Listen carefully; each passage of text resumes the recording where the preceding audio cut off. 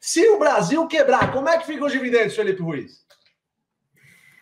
Fabião, se o Brasil quebrar, eu acho que todo mundo quebra junto. Eu acho que, antes de mais nada, o AGF sempre foi muito transparente e a gente gosta sempre de passar a nossa visão real sobre os fatos, né? Quando a gente fala de um país quebrar, o que quer dizer isso? Existem várias formas de um país quebrar. O país ter um desajuste muito grande nas suas contas internas, o país pedir uma moratória da dívida externa e deixar de pagar a dívida externa, como, por exemplo, aconteceu com a Argentina recentemente. Então, você tem um ataque especulativo sobre a sua moeda. Existem algumas formas possíveis que fazem com que o país perca muito a confiança de investidores, principalmente dos fundos de pensão internacionais, que são os grandes detentores aí de volume financeiro para investimento no mundo, e isso acaba tendo um impacto muito significativo, né? Agora, quando a gente fala do país quebrar de fato, realmente isso acaba impactando praticamente todas as classes de ativos. Eu acho que seria muito leviano da nossa parte aqui falar, olha, se você estiver investindo em ação e o país quebrar, você vai estar muito protegido. Você não vai estar totalmente protegido, porque as empresas vão sofrer. Agora, você pode estar muito mais protegido estando alocado em algumas boas empresas do que se você tivesse alocado em outras classes de ativos. A Lu estava dando um exemplo, acho que foi no último pregão, inclusive, Lu, sobre o confisco que teve em 1990. E quando a gente fala do Brasil quebrar nos dias de hoje, eu sempre acho que as pessoas têm uma memória um pouco curta, né? Porque o Brasil teve em situações, por mais que a gente esteja assistindo, às vezes, muita lambança política, muitos problemas econômicos, a gente já teve em situações muito piores no passado, mas muito piores mesmo. E o Brasil aguentou. Inclusive, a nossa democracia aguentou também. Então, fazendo uma história longa, curta, eu acredito no Brasil, eu acredito na Bolsa Brasileira e, principalmente, eu acho que nos dias de hoje, a gente tem uma condição muito melhor de prosperar e menos risco do que a gente já teve em muitas outras ocasiões do passado. Lulu? Eu concordo, Fê. Quando dizem, né, bom, vocês precisam diversificar geograficamente, diversificar em outras moedas, comprar Bitcoin, ouro, a gente não tem nada contra essa estratégia. Qual que é a nossa crítica especificamente? Muita gente que não sabe matemática financeira, não sabe o que está fazendo na bolsa, imagina lidar com hedge cambial, né? Imagina se vai parar para analisar empresas que está comprando lá fora, né? Então, a nossa crítica é a pessoas que sem estudo, sem saberem o que estão fazendo, começam a adicionar complexidades na sua carteira e começam a pulverizar de tal maneira que quando param para ver o que estão fazendo com o portfólio, no final do dia, na verdade, estão correndo mais risco do que estariam antes, né? E vendendo então, simplicidade, Lu, que é o pior, né? Exatamente, Fê. Então, assim, pessoal, para quem está chegando agora, que é a grande maioria que começou no ano passado, a gente realmente diz, olha, estudem primeiro, né? Se, assim, sendo bem conservadora, se for para investir lá fora, um ETF talvez faça sentido, porque é um mercado muito mais desenvolvido que o nosso, por exemplo. Agora, você se arriscar e começar um portfólio super diversificado, lembrem-se que no ano passado, durante a pandemia, tá, foi um risco sistêmico. Quando acontece um risco sistêmico que ninguém está prevendo, não só a bolsa cai, o ouro caiu, todas as moedas caíram, o próprio Bitcoin caiu bastante durante um período. Então, dificilmente a gente vai estar 100% protegido, tá? Essa é a nossa crítica. Quem quiser diversificar, quem quiser investir lá fora, inclusive a gente já falou que a gente tem muitos alunos que moram lá fora e aplicam o jeito Barsi de investir, tá bom? Se você quiser fazer isso lá fora, é perfeitamente plausível, mas a gente realmente agradece, a gente realmente acredita que aqui no Brasil existem muitas oportunidades. Exatamente, exatamente. Tem muita gente falando, o Cris Silva, ele está falando, estamos prestes a entrar em um reset financeiro, e o que faríamos? Cris, a verdade é que ninguém sabe disso, tá? Pouquíssimas pessoas talvez no mundo saibam, talvez exista aquele, não sei se você viu aquele filme do Michael Burry, que ele fala sobre a bolha de 2008, teve também um filme da HBO, que se chamava Too Big to Fail, Grandes Demais para Quebrar.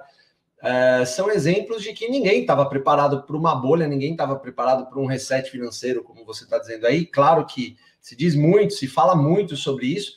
E onde é que a gente está mais protegido? Na nossa visão é fazendo o que a gente faz. Se a gente achasse que existisse uma outra coisa que assim deixaria a gente de alguma forma um pouco mais protegido, talvez a gente faria, até porque nós somos bem conservadores, né? Por incrível que pareça, talvez quando você ouça alguém dizer, nossa, a gente investe basicamente tudo em bolsa de valores e nós somos super conservadores, né? Muita gente deve falar, vocês são loucos.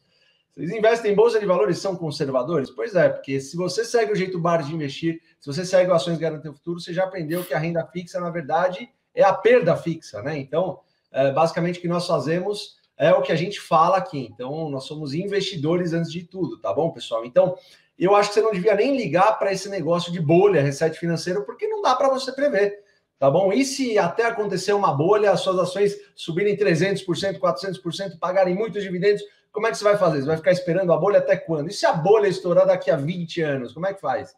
Então não dá para saber.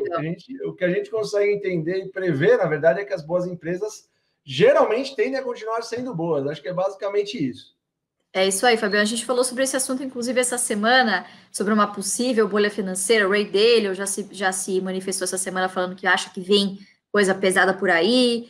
O Stuhlberger diz que acha que, por enquanto, no Brasil não vai vir, acho que vai vir um pouquinho mais para frente. Enfim, os especialistas aí estão sempre divididos. Mas a verdade é que desde 2010, desde que o quantitative easing foi aplicado tanto na Europa quanto nos Estados Unidos, que despejou trilhões de dólares e de euros no mercado, esse tanto de liquidez, desde 2010 a gente fala numa bolha. Então, imagina se o investidor naquela época tivesse deixado de investir, ou imagine ainda o tanto de dinheiro que quem está fazendo, de quem está fazendo hedge desde 2010, né? Então, muito mais dinheiro foi gasto tentando se proteger do que efetivamente foi ganho com essa proteção, né? Então, realmente, gente, a estratégia é não mudar a estratégia, é fazer exatamente o que a gente fez ao longo do ano passado, que é comprar, né? E a gente fica feliz de uma certa maneira quando vem crises, porque é a nossa chance de chegar na nossa meta mais rápido, né? Com os mesmos recursos e focando aí sempre no longo prazo. É isso aí. Felipe Ruiz, você tem uma bolha, Felipe? Eu não entendi. Fala, Fabião. Você acha que estamos prestes a estourar uma bolha? Não, a Lu falou exatamente o que eu ia falar. Ela roubou minha fala aqui, porque eu ia falar a mesma coisa. Os economistas, alguns deles, tem um que ficou muito famoso por ter, em teoria, não sei se foi efetivamente o que aconteceu, previsto a crise de 2008, que foi o Nouriel Roubini. E o Roubini, depois que passou a crise de 2008, todo ano ele vinha prevendo que uma nova crise ia aparecer e a crise não chegava. E agora, quando a crise apareceu, ele não previu. Então, é o tipo de coisa que eu não sei, mas eu acho, e a Lu é economista, você até me perdoa, mas eu acho que está no DNA de alguns economistas, Lu, de todos. Achar que é futurólogo, imaginar que, bom, agora vai vir a grande crise. E, no fundo, se eles soubessem, eles montariam posições para ganhar com isso, né? E não é o que acaba acontecendo. Deixa eu pegar uma perguntinha aqui, pessoal, rapidinha, do Wenderson Barros. Wenderson, falei teu nome errado. Boa tarde, eu sempre tive uma dúvida, já pesquisei, mas não encontrei nada de resposta na internet. Como a Bolsa se comportou no período da ditadura militar? Eu acho que é um tema muito relevante, porque vira e mexe no Brasil, a gente tem essa discussão. Será que a gente vai virar uma Venezuela? Será que a democracia está ameaçada? A gente vai voltar a ser ditadura? Enfim. Eu não sei te dizer exatamente no detalhe, Wenderson. Agora, uma coisa que eu posso te dizer é que a Bolsa viveu alguns excelentes períodos no momento da ditadura, como, por exemplo, ali de 1967 até 1970, e depois ela teve uma bolha e viveu anos também muito difíceis no período da ditadura. O que isso, na minha opinião, quer dizer? Eu acho que é sempre muito difícil você usar questões políticas ou questões administrativas ou qual regime do país para dizer qual vai ser o comportamento da Bolsa. Então, existem alguns anos que a economia também desempenha muito mal, mas a Bolsa vai bem. E tem anos que é o contrário. Então, não existe essa correlação. Se você imaginar que no ano que tiver tudo perfeito, um governante pró-mercado, a democracia tranquila, sem ameaça nenhuma, a economia crescente, se você imaginar que com tudo isso a Bolsa vai crescer, pode ser que não cresça. Aliás, pode ser até que ela já cresceu antes para antecipar esses fatos. Então, assim, melhor coisa que você faz, eu sempre falo isso, eu pego o jornal, eu gasto talvez 5% do tempo de leitura no caderno de política e todo o restante praticamente no caderno de economia e negócios. E, aliás, mais negócios até do que economia. O importante é você entender sobre as empresas, como eu faço palavra cruzada de vez em quando, tudo bem? Lê o horóscopo que eu sei. O horóscopo, eu lembro o horóscopo. Mas é isso, Edson. Eu acho que esquece buscar esse tipo de correlação que você só vai estar perdendo o teu tempo, na verdade. O importante é estudar a fundo as empresas. Complementando o que o Fê estava falando, durante a ditadura, lembrando que na década de 70, o país viveu o que a gente chama de milagre econômico, né?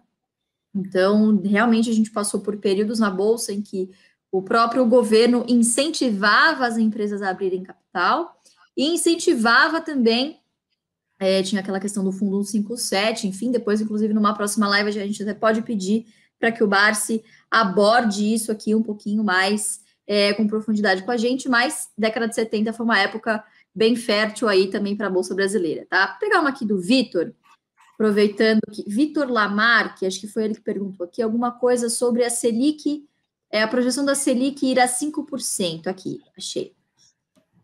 Ele está falando aqui sobre o custo de carregamento da dívida, né? Como que vocês estão vendo os atuais níveis de endividamento do país? Vitor, a gente também tratou sobre esse assunto no nosso último artigo agora para o Estadão. Inclusive, a gente falou sobre um texto lá do André Lara Rezende, que explica de uma maneira que eu, jamais poderei explicar aqui, mas em resumo, enquanto houver, enquanto a demanda não estiver forte o suficiente, né, ele acredita que, enquanto a gente tiver capacidade ociosa também, ele acredita que o investimento público não vai competir com o investimento privado, certo? E que a gente não deveria, portanto, se atentar neste momento a essa questão de teto, essa questão de relação dívida-PIB, tá? Prova disso são aí as diversas, vamos dizer assim, pressões de moeda, né, que os Estados Unidos têm feito durante todos esses anos, enfim, e toda a política fiscal expansionista que a gente tem passado aí nos últimos 10 anos, tá? Então, eu particularmente, ainda assim, com a Selic a 5%, é um juro estruturalmente muito menor do que a gente do que nós estávamos acostumados naquele período entre 2013 e 2017, por aí, tá? Quando a Selic começou a embicar e para baixo. Então, eu particularmente não me alarmaria muito, tá? Eu vou ser brutalmente honesta com você aqui. No jeito Barsi de investir, Selic ou não Selic, ou IGPM, etc., o que quer que seja, não altera a forma como a gente enxerga a Bolsa de Valores. Pode alterar uma oportunidade ou outra no meio do caminho, mas de forma alguma, por exemplo, a gente vai pensar, então a Selic está subindo, vou reduzir Bolsa no meu portfólio. De maneira alguma, porque existem setores que, paralelamente, se alguns se beneficiaram da queda da taxa de juros, existem setores que também se beneficiarão e muito de um eventual aumento da taxa de juros. Então, o que vai acontecer ao longo do tempo é que a estratégia é a mesma. O que vai mudar são as oportunidades, tá bom? Então, nesse momento, eu não me preocuparia com isso, até porque uma Selic voltando aí para uns 5%, a gente estaria falando aí de uma correção. Lembrando que a gente está hoje no Brasil com taxa de juros real negativa. E é isso que faz o dólar ir lá para cima, Porque se a gente não tem nenhuma perspectiva de reformas fiscais pela frente, reforma administrativa, tributária, então aí realmente o dólar tem essa pressão e aí vem a inflação aí pelo lado da oferta, tá? Então, realmente eu acho que o Banco Central acabou errando, na minha humilde opinião, acabou errando aí errou a mão aí para baixo, né? Uma taxa de juros muito para baixo, e agora está tendo que corrigir aí mais rápido do que a gente estava prevendo esse ano, mas eu não acho que seja algo que vá prejudicar a gente, pelo menos num curto a médio prazo.